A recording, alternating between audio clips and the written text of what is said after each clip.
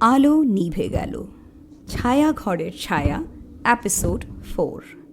আর তোমাদের সাথে আমি মুস্কান। তাহলে লেটস বিগিন দ্য হরর। দরজা বন্ধ, জানালা বন্ধ, কিন্তু ছায়া ঘরের ভেতরে রিক আর মিমি এখন একা নয়। কারা আছে আরো সেই অন্ধকারের মধ্যে? হঠাৎ রিক বলল, মিমি, মোবাইলের টর্চ জ্বালাতো, কিছুই তো দেখা যাচ্ছে না, একটু তাড়াতাড়ি কর। ব্যাটারি নেই রিক, আমি কিছু শুনছি, দেখ, ঠিক যেন হাঁটার শব্দ, মেঝের উপর ছোট ছোট কারো পা। তুই শুনতে পাচ্ছিস কি? ওটা কোথা থেকে এলো?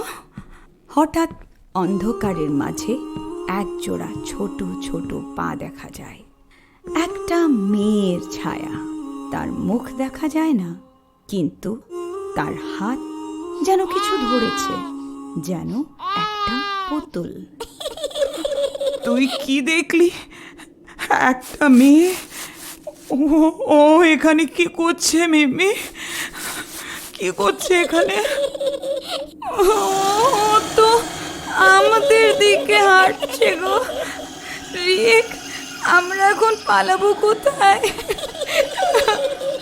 আমার পুতুলটা তোমাদের পেয়ে গেছে, এখন আমি তোমাদের পাবো।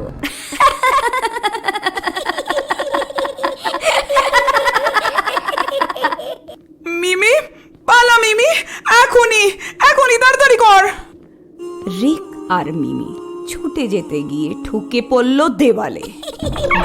আর আলো হঠাৎ নিভে গেল একেবারে, এবং সেই মুহূর্তে রিকের কানে এসে বাজে একটা নিঃশ্বাসের শব্দ, খুব কাছে থেকে। এখানে থেকে কেউ ফেরে না। এই অন্ধকারে কিছু আছে, কিছু যেটা এই ঘরে আটকে আছে বছরের পর বছর, এবং আজ রিক আর মিমিকে পেয়ে গেছে। কি হবে রিক আর মিমির সঙ্গে? কে সেই ছোট মেয়েটা, আর কি সেই পুতুল? শুধুই পুতুল কি?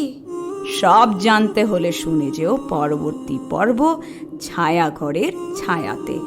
আর সাবস্ক্রাইব করো এখনই মিসিকি প্রোডাকশনের ইউটিউব চ্যানেল আরজে মুস্কান। আর মনে রেখো, ছায়ার পিছনে সবসময় গল্প থাকে, কিন্তু কিছু ছায়া গল্প নয়, সে অভিশাপ।